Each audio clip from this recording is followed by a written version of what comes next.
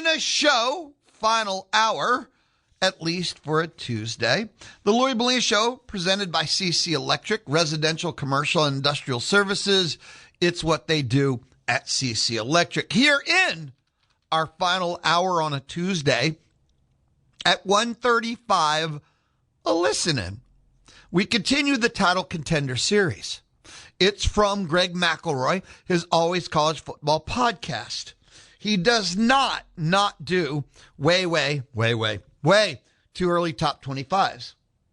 Instead, if he thinks a team can win the national championship college football, he previews them. And we have been listening in. Matter of fact, last Friday was Texas A&M, who he's really, really high on. Today, LSU. Yep. We'll listen in at 1:35 to his preview, LSU Title Contender Series. At 1:50, Community Spotlight with Aggieland Humane Society. I'm always very excited to, visit with the various nonprofits like Twin City Mission. Today will be Aggieland Humane Society. Also, during the course of the month, United Way of the Brazos Valley and the Brazos Valley Food Bank. But today is Aggieland Humane Society. You've got 58 minutes left to give yourself a chance to win a pair of tickets to the Troubadour Festival. Troubadour Festival is March 28th, Midtown Park in Bryan. New date, let's get out of the heat. New place, more room. Over 30, right about 30, actually, not over. I think it's right about 30 of the best barbecue places in Texas. Texas Monthly list, almost all of them. I love the Troubadour. Fighting Texas Aggie, Robert O'Keen is the headliner. Flatland Cavalry, too. You can check out the entire barbecue lineup and the entire music lineup at troubadourfestival.com, and you can go buy your tickets at troubadourfestival.com. But you can win your tickets every day.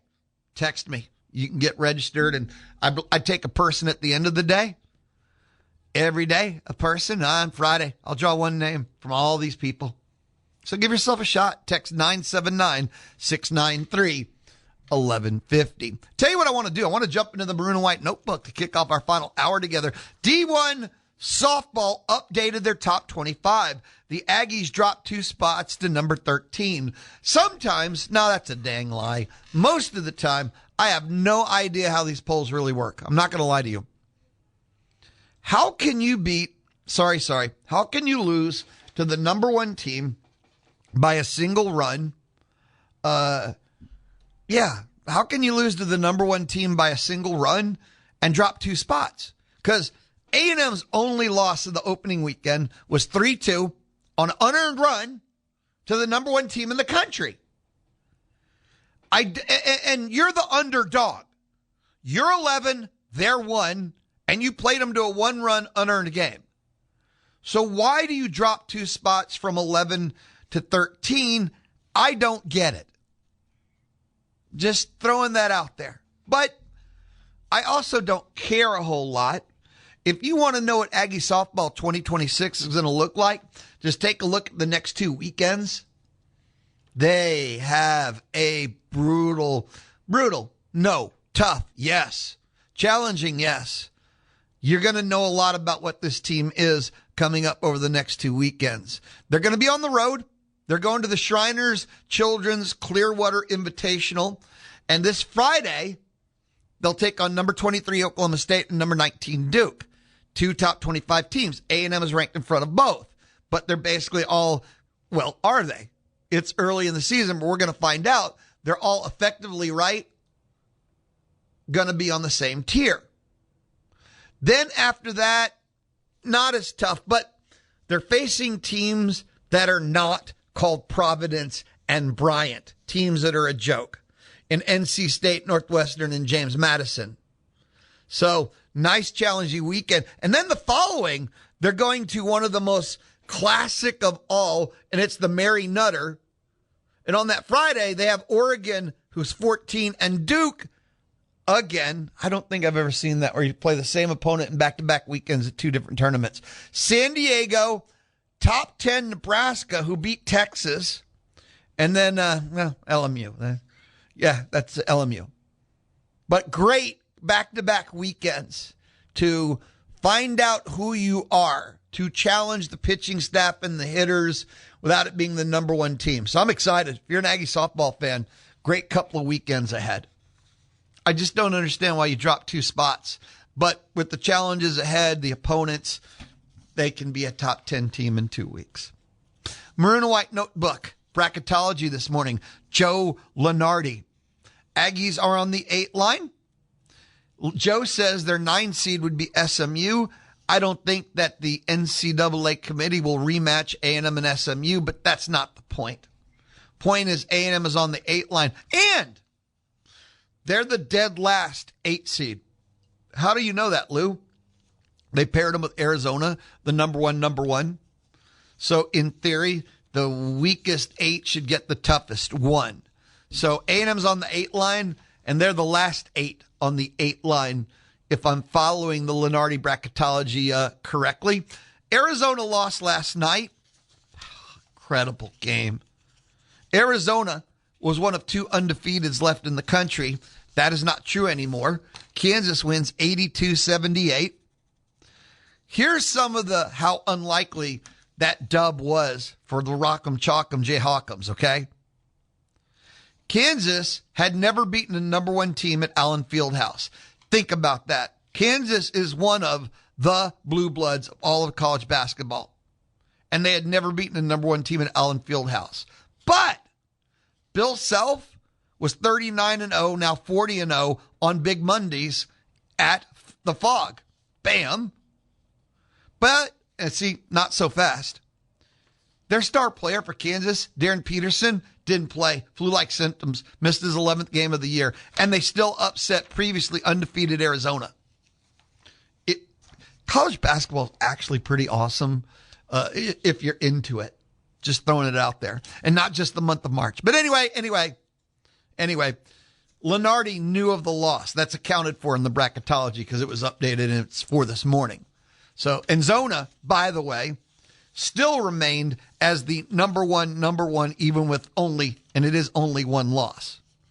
The last team in, New Mexico. The first team out, the Ohio State. If you take a look at the bubble, the SEC is all over the bubble. On the last 4 byes, Georgia, first team. Last 4 in, Texas is the first team. On the first 4 out, and this is why tomorrow night's going to be a team of desperation in Mizzou.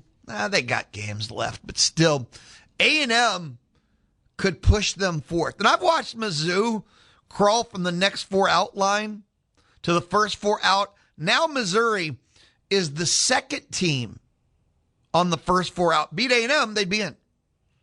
Beat A&M, it would move from the second team on the first 4 out to somewhere on the last 4 in.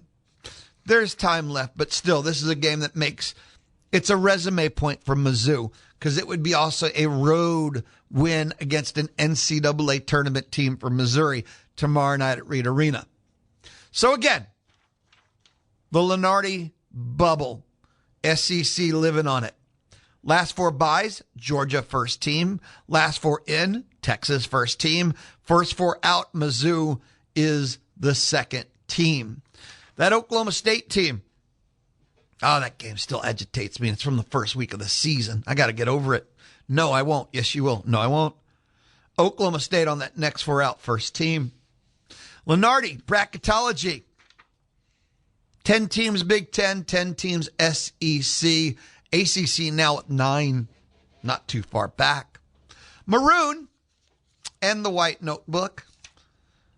Aggie baseball, 3 days away. A Wednesday, a Thursday, and a Friday.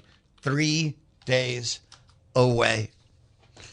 I don't know exactly where my projection list is with Aggie baseball. It strikes me that the potential is quite high. The SEC appears to be stacked again. I think it's going to come down to the weekend rotation. I think they should have enough offense I'm so confused about the entire hitting situation. Where Michael Early is a hitting coach. They did have a hitting coach. They had to fire their hitting coach. Well, he quit over his side business. I am so confused about the Aggie baseball hitting and hitting coach situation. In theory, losing your hitting coach 3 weeks, a month before the season starts should be devastating in the end of the season. Michael Early is a hitting coach, but we saw how horrible the hitting went last year. But injuries are the number one reason why last year failed that bad. There are other reasons why it failed in total, but injuries devastated them. Give me a weekend rotation. If not, all their pitching will collapse from there, and maybe they limp into the NCAA tournament. But man, this Aggie baseball team is a mystery wrapped in bacon, wrapped in a riddle that ended up as an enigma. I forget how the expression goes, but I know they have pitchers. Do they have a weekend rotation? Last year, everything went wrong. Friday night starter was not Friday nights. Yeah, we all know the last year. But man, hit the ball.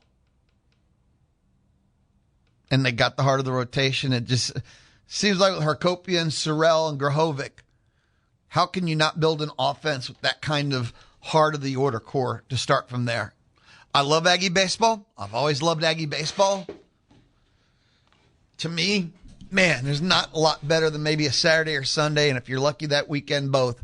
You just either you go to the stadium yourself or you just turn it on ESPN Plus or you listen right here on the Zone and you just take 3 to 7 hours. It just depends on the game and the day. And you just baseball, Ray, baseball. I love baseball.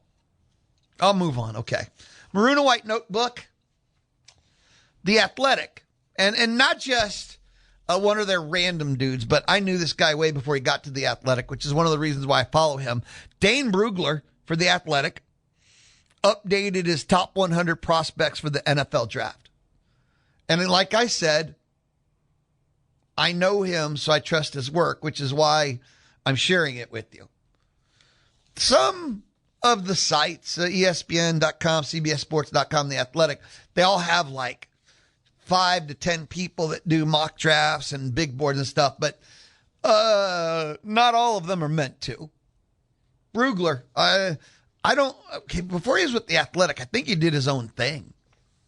But I've known him for his draft work for a long time. Top 100 prospects. Called a 100 big board. Where are the Aggies? That's the question.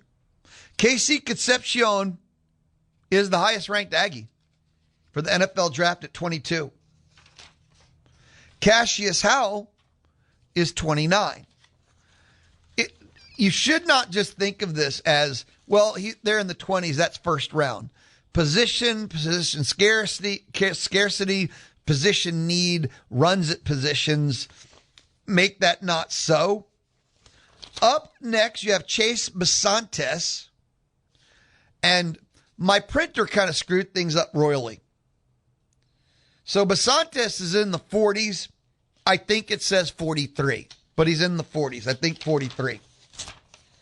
Then we have Trey Zune, who's in the 90s, and I think 96. And that's it. 4 Aggies in his big board top 100. Dane Brugler, Athletic. Again, Dane Brugler's been doing this forever. He's an actual NFL draft guy, not someone that was like forced to do it or just does it. He's actually pretty good. Concepcion, 22. Cassius Howell, 29. Basantes, 43. Trey Zune, 96. Now, here on the Louie Belina Show, I'm a draft junkie. I'm a draft Nick. I'm pro draft. You've picked up on it if you hang out with me any length of time that just a lot of draft stuff. It's what I do. I'm a fan of, observer of, big time. Over the past 8 days, maybe a little longer, a little less, we started to get 2-rounders, starting to see 3-rounders. It's been fascinating to see that in the second round now, I've seen Crownover alone Basantis alone, Zune alone. When I've seen a 3-rounder, Will Lee, 3rd round, Torian York, 3rd round, have all started to pop up. In the ones that had Lee and York in the 3rd round, they didn't have Basantis or Zune in any of the 3 rounds, even though they were both in the 2nd round and separate. So, point being, okay, I'll get there. There is these wildly varying grades, projections right now. Crown over, Zune, Basantis, all 3 of the O-linemen. I've seen solid 3rd rounds on York and Lee. But man, have I seen well. Here's what's going to happen. Combine Pro Day. Combine Pro Day will nail down the O-linemen. I think will solidify where they're going. But right now, without that, no, there's been a whirlwind on them. But those are the 4, according to Brugler, and they're, Basantis, 40 range, Trey Zune, deep 90s, and in the 20s, Concepcion 22, Cassius Howe is 29. I'll grab a timeout. We'll come back. Text messages, more of the world of sports. This is the Louie Belina Show, Tuesday. This is the Louie Belina Show, presented by CC Electric. Free estimates, military and veteran discounts. This is the Louie Belina Show on the Zone. Make sure to get the podcast of Texags Live, the Louie Belina Show, or Chip Howard Sports Talk Daily at zone1150.com and everywhere you get your podcasts. The Louie Belina Show. Today's been an awesome day. We're not done yet. Like Logan Lee joined me inside the Charles Schwab studio. Andrew Monaco, epic, inside the Charles Schwab studio. In about, Matt, 30 minutes, a little less than, Community Spotlight. That will be with Aggieland Humane Society inside the Charles Schwab studio. But normally, think like a Mitch Light, Cedric Golden, Rusty Burson, a Bubba Bush, an Alan Ward. They join me on the D4 Land Services hotline. Most guests don't live next door. Most are like in Austin, Nashville, New York, and other such places. And many guests join me on the D4 Land Services hotline. A lot of times I'm like caller 5 now, and, well, you're calling me on the D4 Land Services hotline. If you ever need forestry, mulching, pond construction, metal buildings, visit d4landservices.com. And if you ever need your land cleared, land excavated, your land fixed up, visit d4landservices.com. Some text messages I wanted to make sure to get to. Terry said, love me some buckyball. J84, the Bama thing is stupid. Yeah, not vacating or forfeiting outright. The 5 games that Bediako played in is, again, I don't want to get too fired up again. Had to check my blood pressure. Stupidity is stupidity. And the NCAA, even when handed the easy dub, finds a way to forfeit themselves. Lance and Round Rock, it's sad when the UIL has more spine than the NCAA, without a doubt. Bama should have to forfeit. Like, even if the game is already recorded, because they went 3-2 and it's one of the 2, it should be forfeited. I'm not kidding when I say that. That game should be changed to whatever the forfeit score is. All stats vacated. Peruna and College Station, common sense has nothing in common with the NCAA. Nope. They're just too far gone. That's it. They're gone. Jim and Temple. Louie, what's up, Jim? The NCAA has never really changed. Yeah, I talked about that earlier. I mean, that's the number one problem. They never evolved. They were never proactive. And they're horribly reactive, but they've never been proactive. The times have changed. Technology has changed. The world we lived in changed. And all they ever do is fight. The NCAA fights to preserve. You're the enemy of change. And the whole world has changed. And the NCAA is the enemy of change. Jim went on to talk about it was bad even back when Brian Bosworth wore the T-shirt that said National Communist Against Athletes, NCAA. Yep. Jim says Ruben was a pro in Spain, but that's not against the rules. See, Jim, that's the thing. Look, these things are just covered in the rules. And pro in Spain is not same as pro in America. It's all covered. The word pro doesn't mean the same thing on each tier, each level. Again, Bediako gave up his college eligibility when he went pro. Ruben did not. It's straightforward. It's not complicated. I mean, it's all written down and all known. So, yeah. Let's see, one more. Jimmy in the Woodlands. It's kind of a good question, but you didn't say what sport. 979-693-1150. 979-693-1150. Anybody can text anything. Yeah, Aggie football, basketball, Aggie baseball, Aggie softball, wine, whiskey, beer, steak. I haven't had a good steak in a while. Probably should just buy one and make one. Pizza. Oh, the Super Bowl wings. Told you, best wings in all the land is the Super Bowl wings. Okay. Text 979-693-1150, and you can light up the Texas Mobile One Lube Express inbox. Texas Mobile One Lube Express, owned by Gabriel Garcia. Before, I don't know if you're with me before we took our time out, I was talking about Dane Brugler, the Athletic. He did his top 100 for the NFL draft. And you had Concepcion KC at 22. Cassius Howell was at 29. You had Chase Basantis was like 46. Trey Zune was 96. Maybe Basantis was 40. But that was the four Aggies that made it. Little surprised. Am I? There's been so much variance. That'll all be updated after the Combine and Pro Days. Here's the top 10, in case you're interested, though. I love the whole draft, and yes, especially the Aggies in that, but the whole draft. Number 1, Arvell Reese, linebacker, Ohio State. Number 2, Fernando Mendoza, quarterback, Indiana. I know he's QB1, and I know he's going to be drafted number 1 overall. Mendoza is not the number 2 player for the NFL draft. Jeremiah Love, running back, Notre Dame is 3. Caleb Downs, safety, Ohio State, 4. This is the top 10 players in order. Not where they're going to be drafted. This is just like pure talent.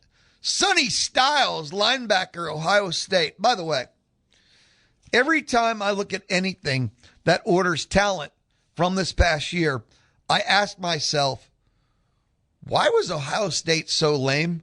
Why was Ohio State so weak? Why were they not more dominant? Why did they not win the Big Ten?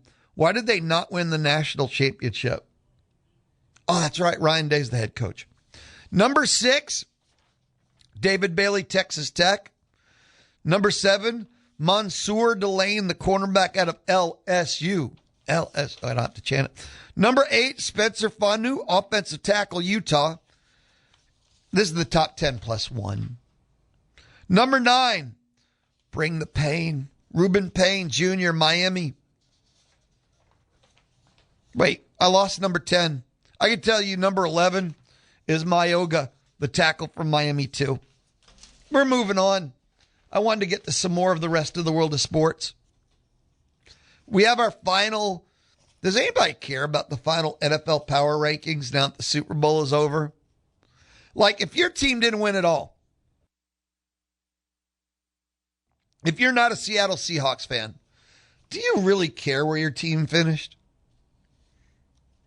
If you're a Green Bay Packers fan, which means you're God's people, Green Bay Packers are the chosen ones. The Green Bay Packers, how do I say this? You are football. I'm a Packer sympathizer, empathizer. One of my 3 best friends in the world, go Pack, go Pack, go Pack, go. Many have brought together. Packers finish at 10. Detroit Lions, a horrifically disappointing 14. My beloved America's team, the heart and soul of all things pure and true in football, the Pittsburgh Steelers, exactly where they should be. They are the mid of the mid of all mids, and they end up at 15. If you look up the word mid in the dictionary, there's the Pittsburgh Steelers logo. But hold on.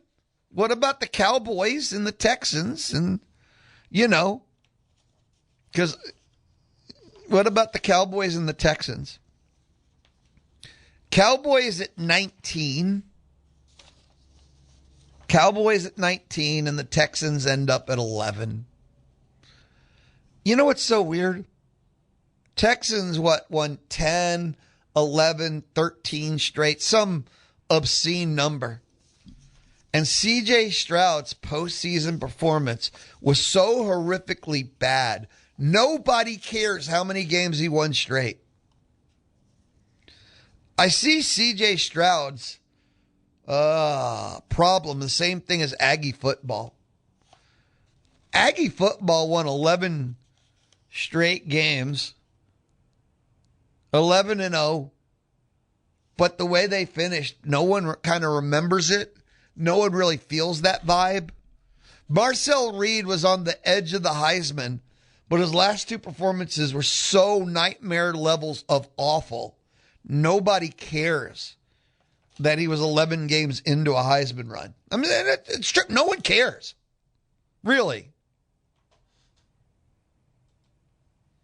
So, C.J. Stroud, after the 0-3 start, led the Texans to this ungodly win streak. He is the only reason the Seahawks did not beat the Texans by 28 in the Super Bowl, is C.J. Stroud. That's it. If you watch the NFL playoff, is there anyone here that wants to fight or dispute that statement? If the Houston Texans have a league average quarterback, Texans walk to the Super Bowl. Stroud was nightmare levels of, and afterwards, no remorse. Coach just defending him. No, I don't expect the coach to blast them. He's not some dumb sports talk show host. But man,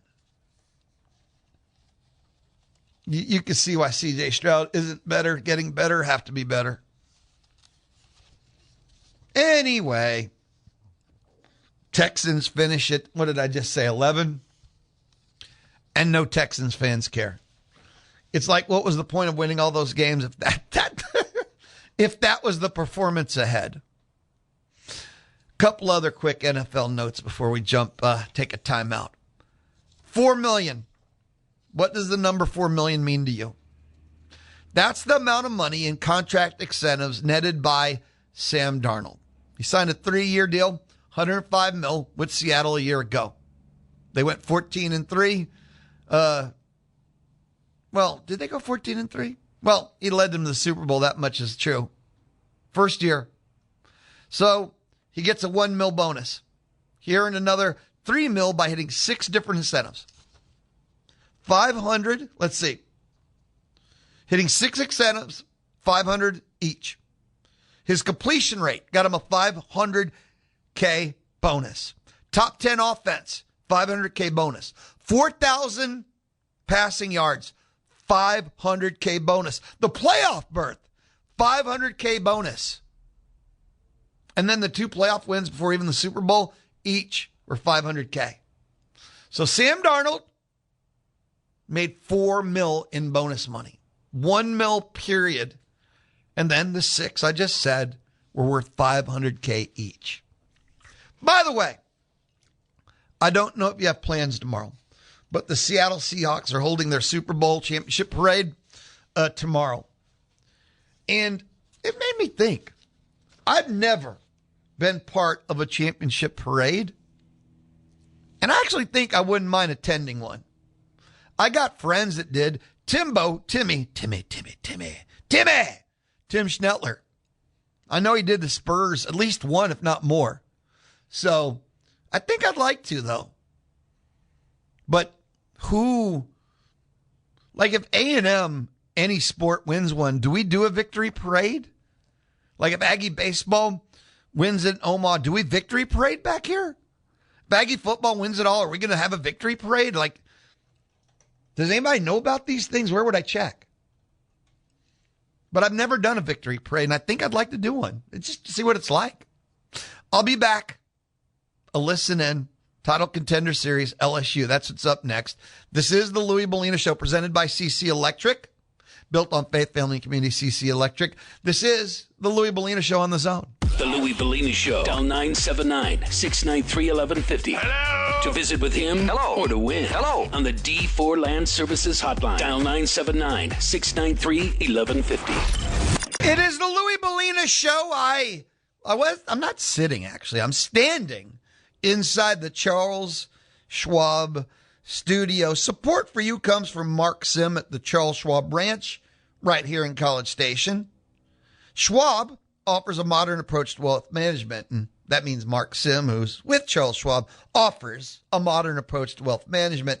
They have the financial planning to meet your specific needs. Why'd you call them? They got you. But also, they have the flexibility to adapt as your needs change with time, and they will in ways you can't even imagine. But for Charles Schwab and Mark Sim, been there, done that. They're ready for you. They got you. Learn more at schwab.com/College Station. Time now, a listen in. It is the Title Contender Series, where Greg McElroy from his Always College Football podcast, he doesn't do way too early lists. What he does is for each team he thinks has a chance, you're saying there's a chance, yes, has a chance to win the national championship, he previews them. Pretty simple.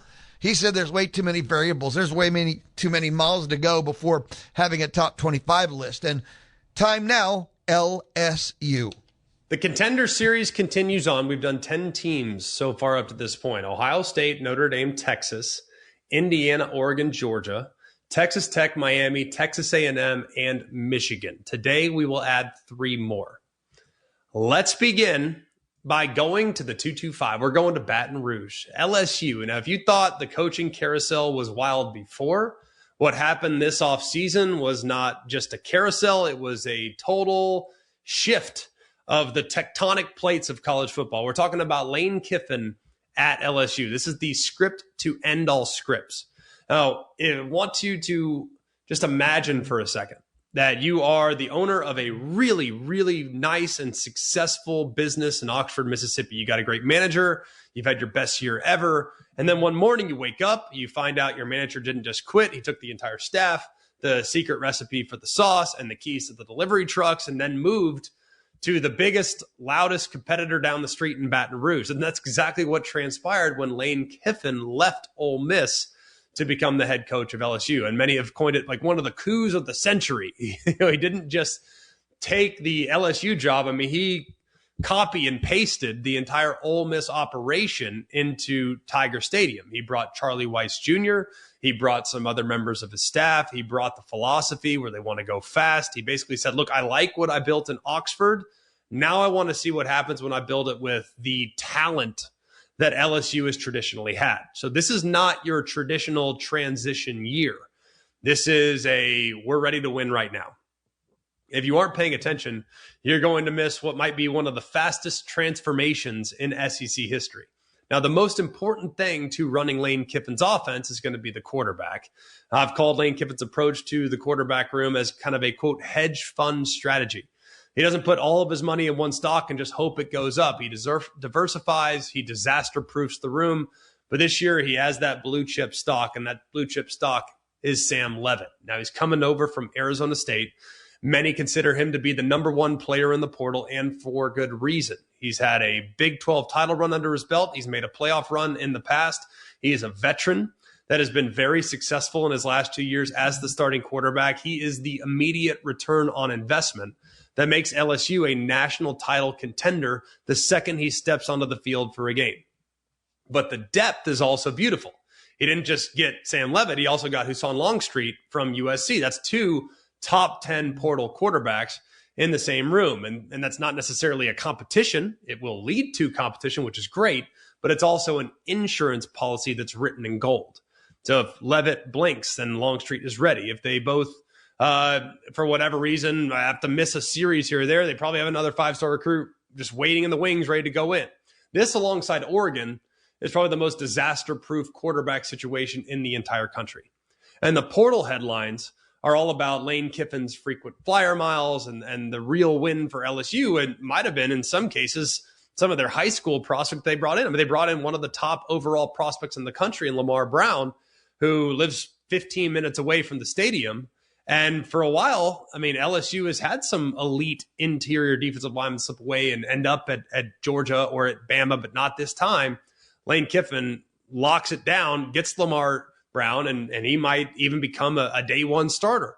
And he could be one of the many anchors that this LSU defense has continually searched for, because they have tons of track speed in the secondary. They have a lot of great athletic pieces that really like all three levels of their defense, but having a disruptor, a real disruptor in the middle of the defensive line, then that's a really good place to start.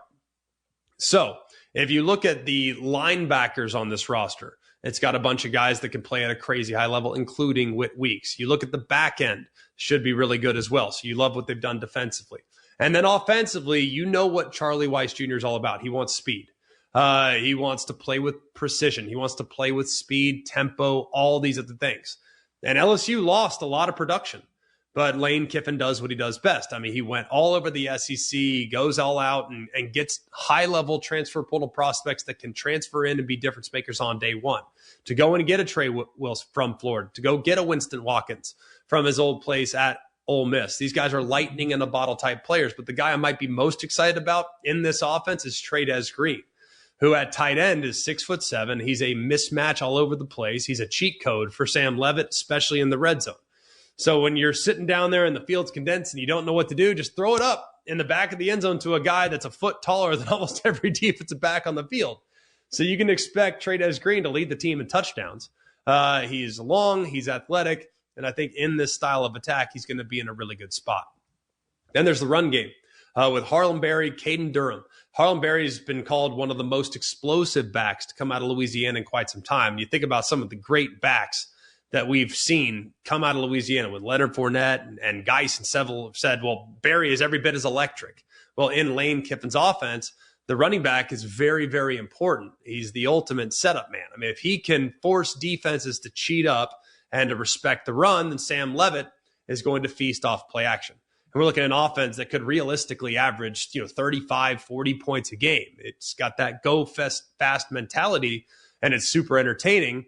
It's also going to make a lot of defensive coordinators in the SEC be very stressed out by the time they get to the midway point of the second quarter. So keeping Blake Baker on defense was also massive.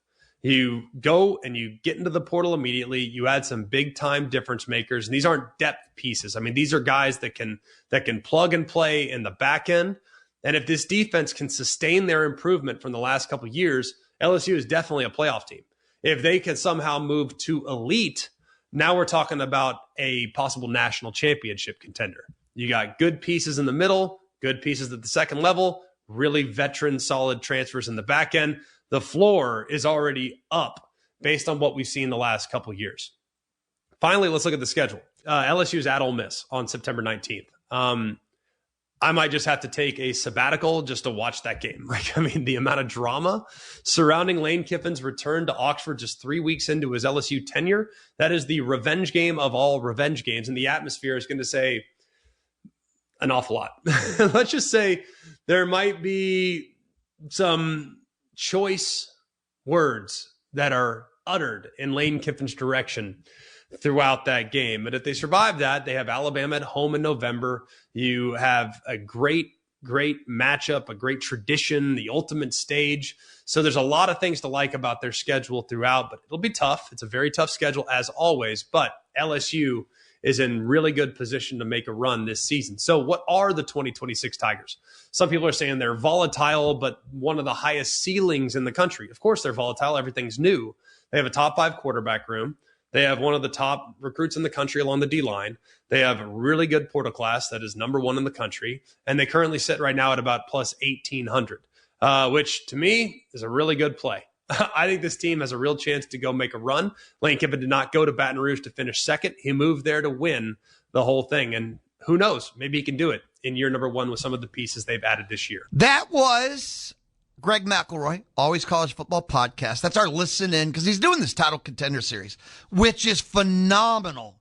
And we're listening to him X's and O's, just preview all the different teams he thinks has a legit national championship shot. A&M was Friday. We've already listened to him cover Texas A&M, and I don't know about you, I'm digging the heck out of this. Some real football. And it's one of the reasons why he's kind of my favorite right now of all the color analysts and all, is that he's still talking ball. He's not working on catchphrases, and he's not seeing how many clicks and likes and just how much garbage he can spout just for the sake of it kind of thing. I'm a fan of his work. I'll keep it simple for you.